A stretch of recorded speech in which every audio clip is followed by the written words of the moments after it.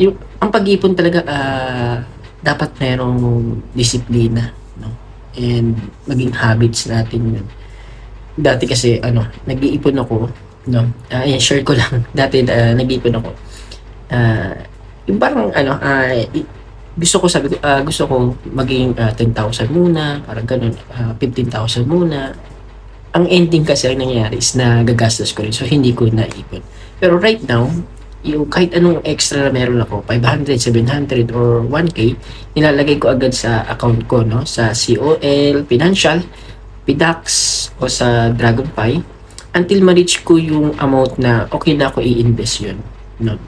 Ang mahalaga, nasa account ko na siya para anytime na i-invest ko siya, no, bibili ako ng stocks no, or ng share, nandun na siya sa account ko.